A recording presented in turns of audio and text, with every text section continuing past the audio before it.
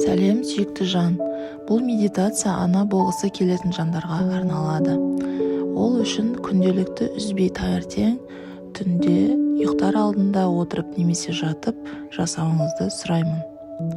Әрине, баланы беретін бір Алла. Кімге қаласа ұл не қыз береді, немесе екеуін бірден бере салуы да мүмкін. Сондықтан Алладан дұға етіп әрекет жасаймыз. Медитация барысында ұйықтап қалмау үшін отырып жасағаныңыз абзал.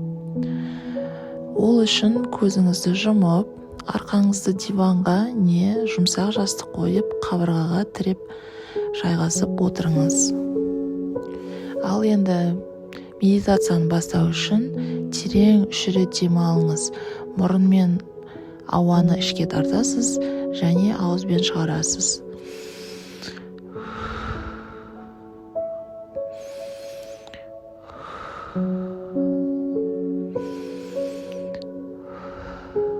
Денеңізді толықтай босатыңыз.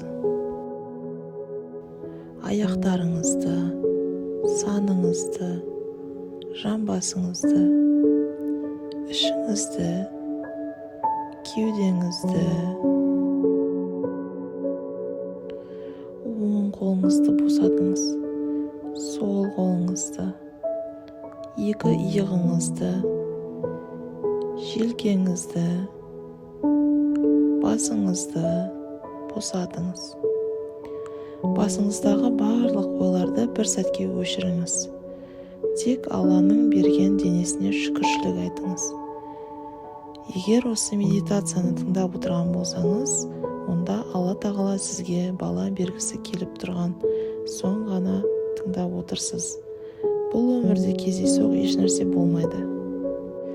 Енді көз алдыңызға елестетіңіз.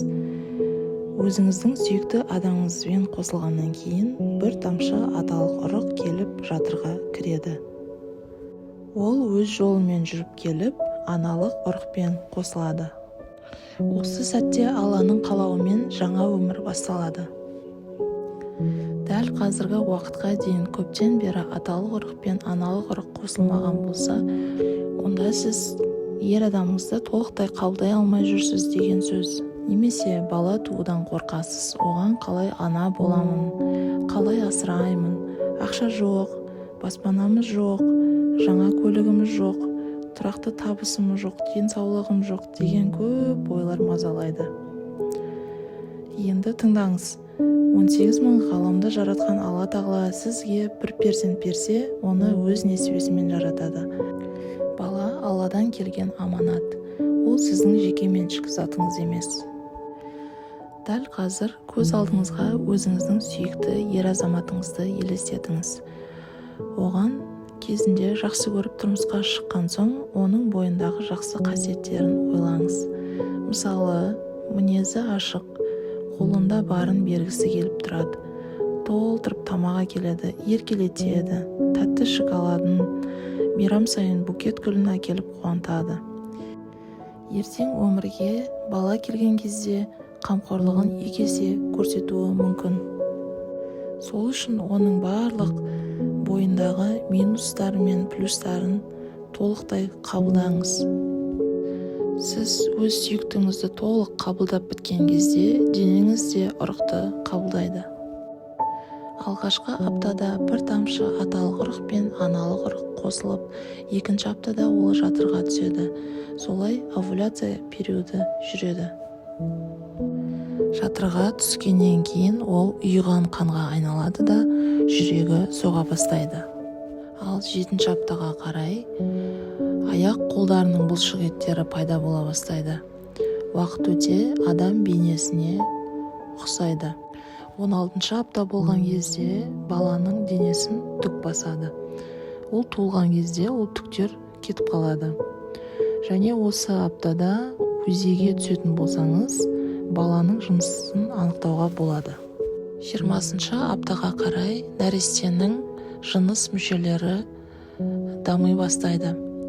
Мысалы, қыз балада аналық ұрықтары дамиды, ал ұл балада аталық ұрықтары мен тестостероны дамиды. Одан бөлек 20-шы аптада нәресте көзін аша бастайды. барлық дыбыстарды естиді және қозғала бастайды. Нәрестенің 28-ші аптада нерв талшықтары жетіліп, миының салмағы артып, миында қатпарлар пайда бола бастайды. Нәрестенің көлемі Алланың құдіретімен 3 есе өседі. Жүктіліктің соңғы апталарына қарай нәресте басымен төмен қарай жатып шығуға дайындалады. Міне 9 айда өте шықты. Нәрестемен кездесетін уақыт жақындады. Өзіңіздің роддомға барғаныңызды елестетіңіз. Толғақ басталды. Алланың шексіз құдіретімен оңай және жеңіл түрде бөпеңізді босандыңыз. Барлық жақындарыңыз естіп қуанды. Көпшілігі сізге звондап сүйіншіңізді беруге дайын отыр. Босанғаннан кейін 3 күн тез көзді ашып жұмғанша өтіп кетті.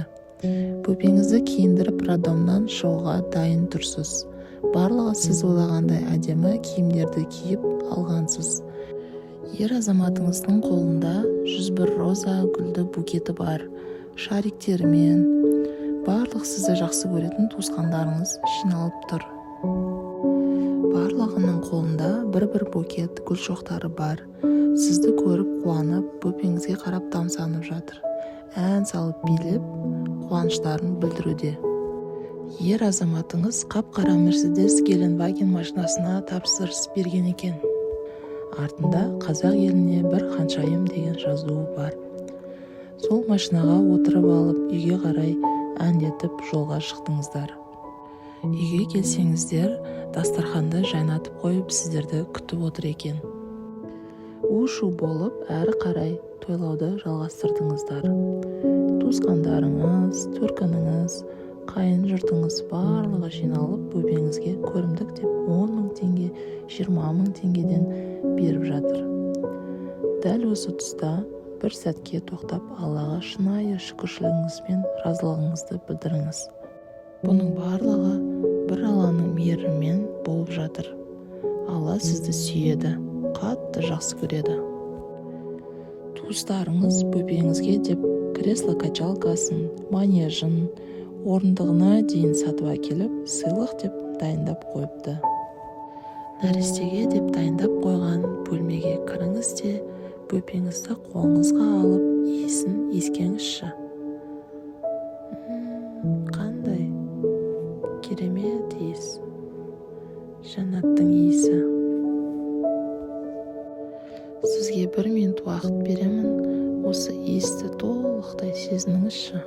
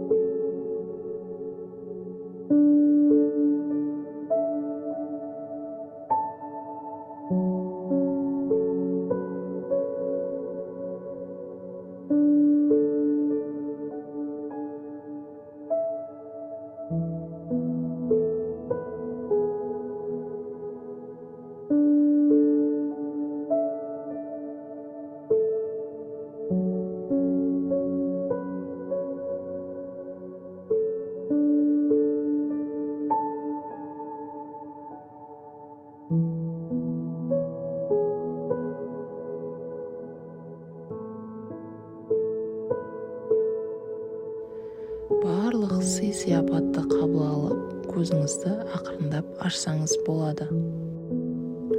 Ғайыптар әлемін тек бір Алла ғана білуші. Жәннатты көзбен көрмесек те елестете алу қабілетіміз бар. Сондықтан ғайыпқа сену және оны ойша елестету де құлшылық болып есептеледі. Нәтижеге жету үшін осы 10 минуттық медитацияны күнде жасауыңызды сұраймын.